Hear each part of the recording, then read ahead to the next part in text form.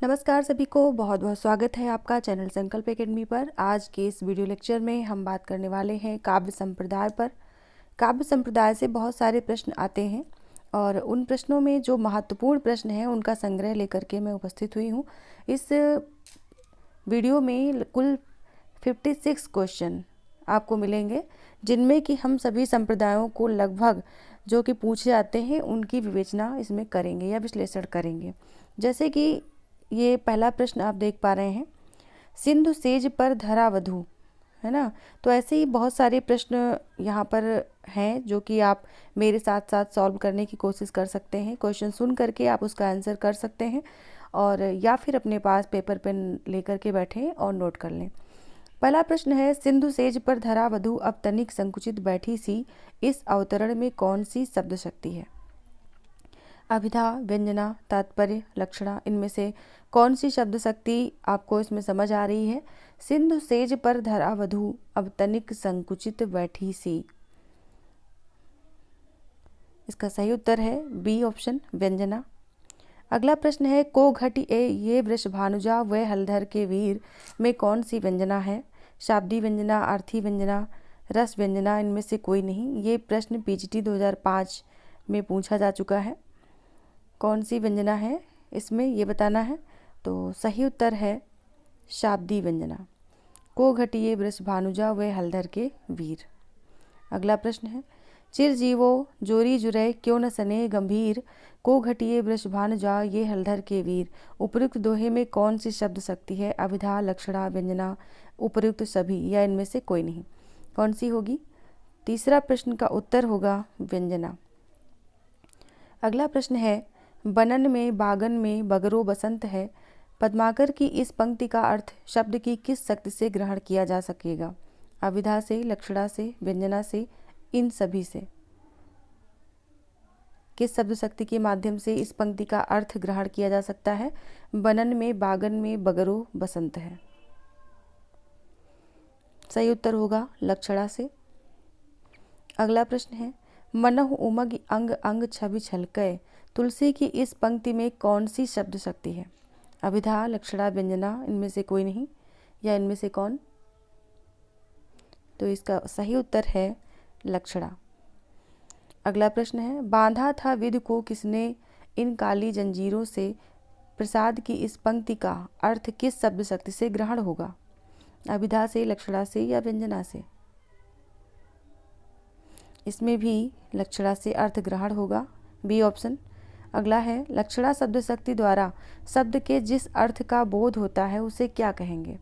व्यंग्यार्थ, परार्थ, लक्ष्यार्थ, अभिधार्थ, इनमें से क्या कहेंगे? लक्षणा शब्द शक्ति द्वारा शब्द के जिस अर्थ का बोध होता है उसे क्या कहेंगे?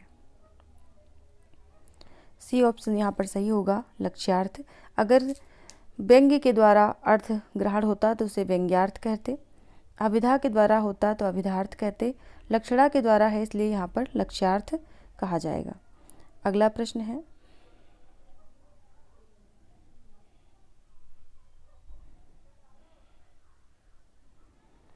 अर्थबोध कराने के संदर्भ में निम्नलिखित में से कौन सा कथन सत्य है?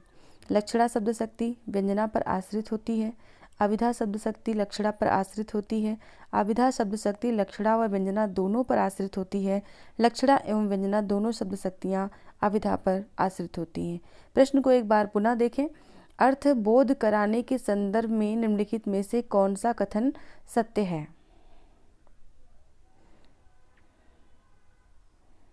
सही उत्तर यहाँ पर है डी, लक्षणा एवं व्यंजना दोनों शब्द शक्तियाँ अभिधा पर आश्रित होती हैं। अगला प्रश्न है, अभिधा उत्तम काव्य है, मध्य लक्षणा लीन, अधम व्यंजना रस विरस उल्टी कहत नवीन। किसका कथन है? घनानंद, बिहारी, देव, ठाकुर। सही ऑप्शन है देव, सी ऑप्शन। अगला प्रश्न है, रस की अनुभूति कराने में अभिधा शब्द शक्ति ही प्रधान है, ये मान्यता किसकी है? आचार्य भामा की, आचार्य भट्टनायक की, आचार्य कुंतक की, आचार्य दंडी की, किसकी है? सही ऑप्शन इसका हो जाएगा ऑप्शन बी, आचार्य भट्टनायक की। अगला प्रश्न है, मुख्यार्थ का बोध कराने वाले व्यापार को क्या कहते हैं?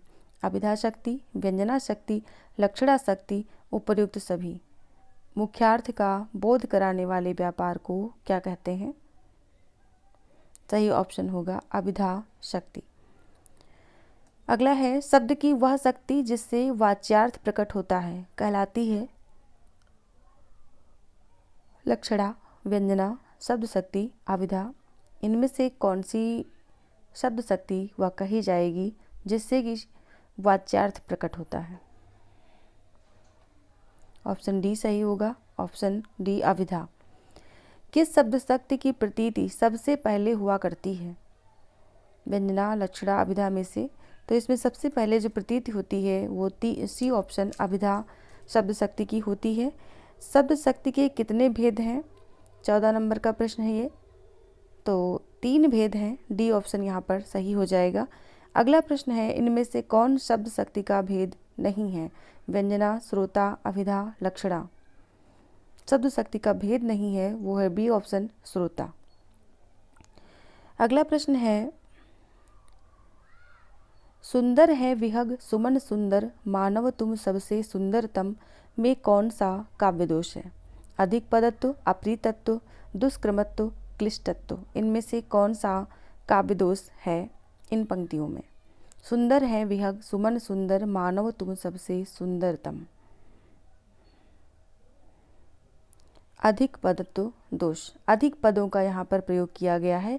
आप देख सकते हैं सुंदर यहाँ पर भी है, सुंदर यहाँ पर भी है, सुंदर यहाँ पर भी है।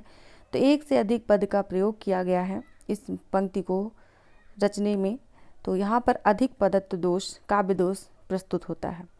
अगला है, कंकड़ क्वड़ित रड़ित नूपुर थे, हिलते थे छाती पर हार, मुखरित था कलरव गीतों, स्वर लय का होता अभिसार, बिछुड़े तेरे सब आलिंगन, पुलक स्पर्श का पता नहीं, मधुमेह चुंबन कातरताएं आज न मुख को सता रहीं। उपयुक्त काव्य पंक्तियों में कौन सा काव्य दोष लक्षित हो रहा है? काल दोष, वचन दोष, लिंग दोष, च्युत संस्कृति दोष। इसमें से कौन सा दोष आपको समझ आ रहा है 17 नंबर के इस प्रश्न में? इसका सही उत्तर हम ले लेते हैं बी वचन दोष। वचन दोष है इसमें। अगला है, तरु रिपु रिपुधर देख के विरहिन ती अकुलाए में कौन सा काव्य दोष है? च्युत संस्कृति, न्यून पदत्व, अधिक पदत्व, क्लिष्टत्व। इनमें से कौन सा काव्य दोष है इस पंक्ति में आपको समझ आ रहा है? काव्य दोष पर, काव्य गुण पर प्रश्न बनते हैं तो शब्द शक्तियों पर भी बनते हैं। तो इस वीडियो लेक्चर में हम उन सभी प्रश्नों को लेना चाहेंगे जो कि खासकर परीक्षा में पूछे जा चुके हैं। तो यहाँ पर जो सही उत्तर है वो है डी क्लिष्टत्व। तरु रिपु रिपुधर देख के विरहिन ती अकुलाए, क्लिष्टत्व दोष है यहाँ पर। अगला प्रश्न है, अनुभावों और विभावों की कष्ट कल्पना किस प्रकार का दोष है?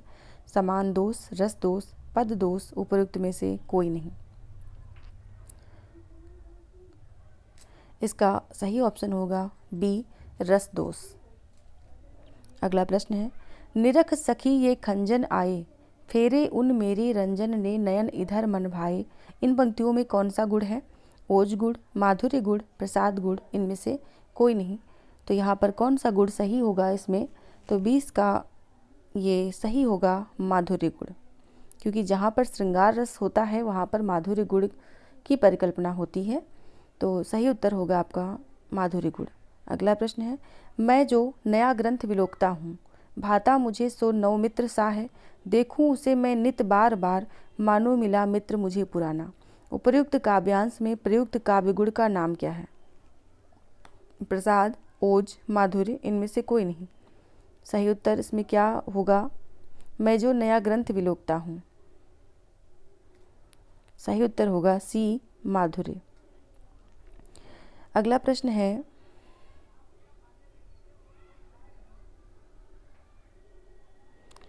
निम्नलिखित पंक्तियों में कौन सा काव्य गुण है?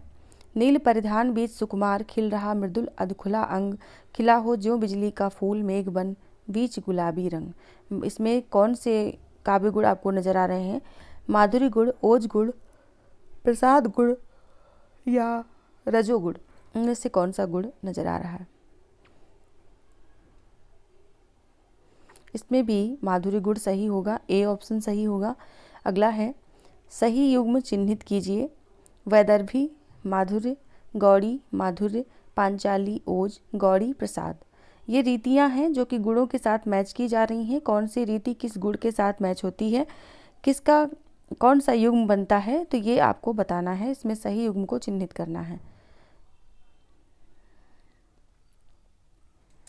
23 में ए नंबर सही है। वैदर्भी रीति जहाँ होती है वहाँ पे माधुर्य गुण होता है।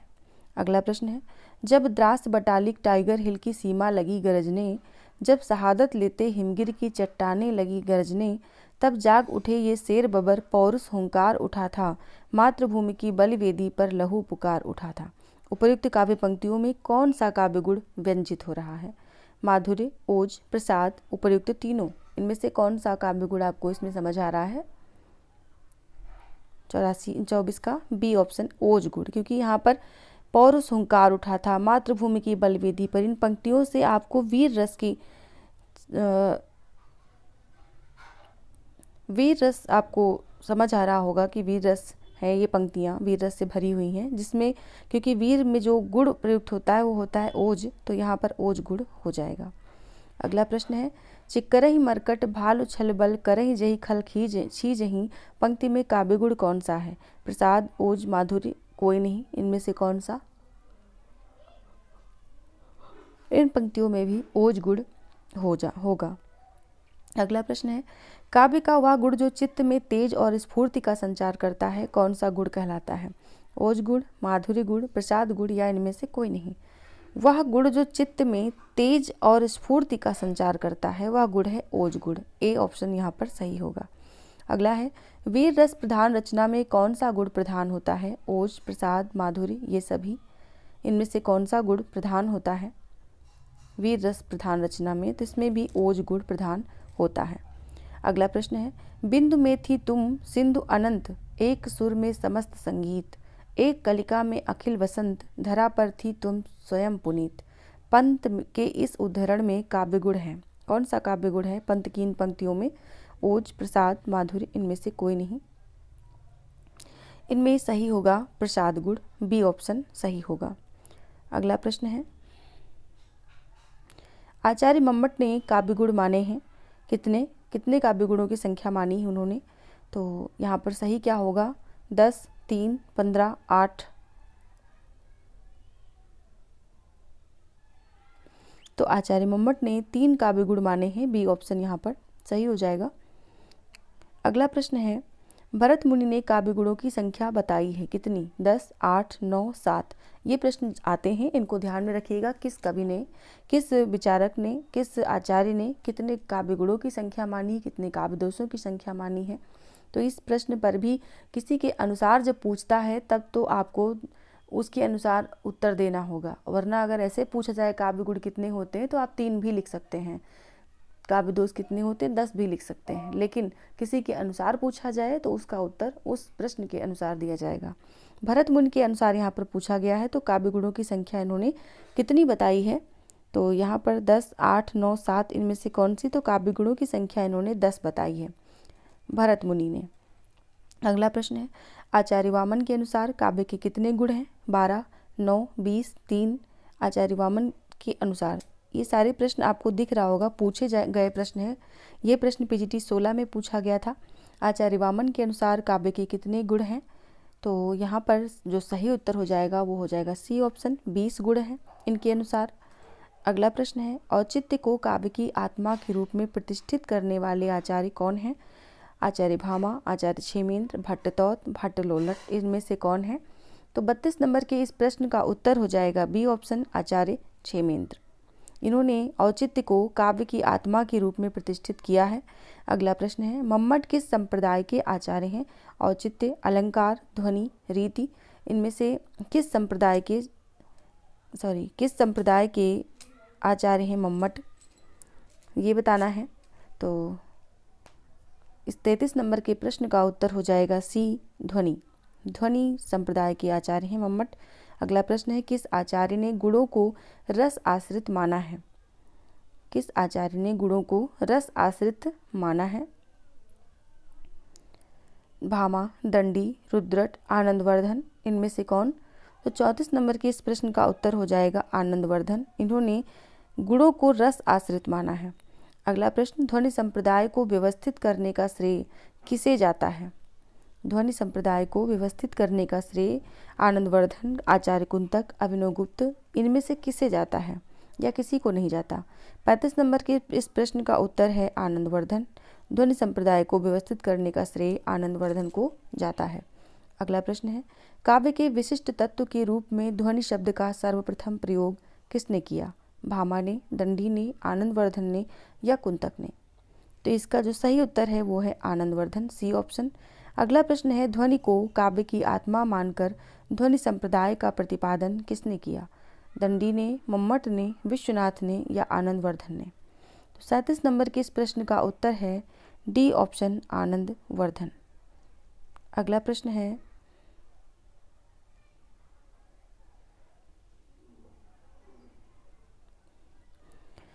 ध्वनि संप्रदाय के संस्थापक आचार्य हैं आचार्य भामा, आचार्य आनंदवर्धन, आचार्य वामन, आचार्य कुंतक। कौन है 38 नंबर के इस प्रश्न में ध्वनि संप्रदाय के संस्थापक आचार्य? सही उत्तर है बी ऑप्शन, आचार्य आनंदवर्धन। अगला प्रश्न है, किसने ध्वनि को सर्वप्रथम काव्यात्मा माना? जयदेव, भोजराज, भरत मुनि, आनंदवर्धन? सही ऑप्शन है डी, आनंदवर्धन। अगला प्रश्न है, जहाँ शब्द प्रत्यक्ष अर्थ को त्याग कर किसी और ही अर्थ की प्रतीति कराए जो उसके प्रत्यक्ष अर्थ की अपेक्षा अधिक चमत्कारपूर्ण हो, काव्य शास्त्र के अनुसार ये किसका लक्षण है? रस का, अलंकार का, ध्वनि का या इनमें से किसी का नहीं? 40 नंबर के इस प्रश्न में सी ऑप्शन सही हो जाएगा, ध्वनि का। काव्य का सर्वस्व कहा गया है ध्वनि को, अलंकार को, वक्रोक्ति को, रीति को। पीजीटी 16 में ये प्रश्न पूछा गया था और इसका जो सही उत्तर है, माना गया आयोग के अनुसार वो ध्वनि माना गया। इसके पहले हम लोगों ने जो भी पढ़ा उसमें अलंकार मिलता था, लेकिन काव्य का सर्वस्व 16 के अनुसार ध्वनि को माना गया है। अगला प्रश्न, महिम भट्ट द्वारा प्रतिपादित सिद्धांत है अनुमानवाद, तात्पर्यवाद, लक्षणवाद, अभिव्यंजनावाद। महिम भट्ट ने कौन सा वाद इसमें से प्रतिपादित किया है, कौन सा सिद्धांत? 42 नंबर के इस प्रश्न का उत्तर हो जाएगा ए ऑप्शन, अनुमानवाद। अगला प्रश्न है, रस को नाट्य तक सीमित रखने का सर्वप्रथम विरोध किसने किया? भामा ने, रुद्रट ने, आनंदवर्धन ने, अभिनवगुप्त ने? सही उत्तर है डी ऑप्शन, अभिनवगुप्त। अगला प्रश्न, रस सिद्धांत की व्याख्या करके सबसे पहले दर्शक की महत्ता किसने स्वीकार की? भट्टनायक ने, अभिनवगुप्त ने, भट्टलोल्लट ने, शंकुक ने? किसने स्वीकार की? तो 44 नंबर के इस प्रश्न में उत्तर हो जाएगा बी ऑप्शन, अभिनवगुप्त। अगला प्रश्न है, भट्टनायक का भुक्तिवाद किस दर्शन पर आधारित है? मीमांसा दर्शन, न्याय दर्शन, शैव दर्शन, सांख्य दर्शन? भट्टनायक का भुक्तिवाद किस दर्शन पर आधारित है? डी ऑप्शन सही हो जाएगा, सांख्य दर्शन। अगला प्रश्न है, रस निष्पत्ति की विवेचना में भावकत्व और भोजकत्व की कल्पना किस आचार्य ने की है? भट्टलोल्लट, भट्टनायक, शंकुक, अभिनवगुप्त? इनमें से किसने की है? सही उत्तर हो जाएगा बी ऑप्शन, भट्टनायक। अगला प्रश्न है, भरत मुनि के रस सूत्र की भुक्तिवाद के आधार पर व्याख्या करने वाले आचार्य हैं श्री शंकुक, भट्टनायक, अभिनवगुप्त, विश्वनाथ? इनमें से कौन है? 47 नंबर के इस प्रश्न का उत्तर हो जाएगा भट्टनायक, बी ऑप्शन, भट्टनायक। अगला है, रस विवेचन में चित्र तुरंग न्याय की कल्पना इनमें से किस आचार्य ने की? वैसे तो ये प्रश्न कई बार नेट के एग्जाम में पूछा गया है, PGT, TGT, UP TGT, PGT में पूछा गया है, जीआईसी में भी 2017 और 12 में पूछा गया है, लेकिन इस प्रश्न को उतना ही जानना आपके लिए ज़रूरी है कि ये तुरंग न्याय है क्या चीज़। तो इसके लिए आपको इसकी व्याख्या को पढ़ना चाहिए, चित्र तुरंग न्याय की। फिलहाल हम इसकी कल्पना इनमें से किस आचार्य ने की, इस प्रश्न का उत्तर देते हैं शंकुक, अभिनवगुप्त, भरत मुनि, विश्वनाथ में से कौन है? तो सही उत्तर हो जाएगा 48 का ए ऑप्शन, शंकुक। अगला प्रश्न है, रस निष्पत्ति सूत्र की समीक्षा में अनुमितिवाद किसके मंतव्य पर आधारित है? भट्टनायक, विश्वनाथ, शंकुक, अभिनवगुप्त? ये प्रश्न भी टीजीटी 10 में, आचार्य पद्धति का एग्जाम जो होता है 19 में, पीजीटी 9 में ये पूछा गया है। तो अनुमितिवाद किसके मंतव्य पर आधारित है? ये प्रश्न सही उत्तर हो जाएगा शंकुक के आधार पर, सी ऑप्शन। अगला प्रश्न है, भरत के रस सूत्र के व्याख्याता आचार्य शंकुक का सिद्धांत क्या कहलाता है? उत्पत्तिवाद, अभिव्यंजनावाद, अनुमितिवाद, भुक्तिवाद। तो शंकुक का जो सिद्धांत है वो कहलाता है अनुमितिवाद, सी ऑप्शन सही हो जाएगा। अगला प्रश्न है, रसानुभूति के संदर्भ में उत्पत्तिवाद संप्रदाय के जनक हैं? अभिनवगुप्त, पाणिनि, भरत मुनि, भट्टलोल्लट। इनमें से कौन है? तो इसका जो सही ऑप्शन होगा वो है डी, भट्टलोल्लट। ये प्रश्न भी वेरी इंपॉर्टेंट है, जीआईसी 16 में पूछा गया, पीजीटी 10 में पूछा गया, आश्रम पद्धति की 9 में पूछा गया, और भी जो कि छूट जाते हैं यहाँ पे टाइपिंग में, उनमें भी ये पूछा जाता है। अगला प्रश्न,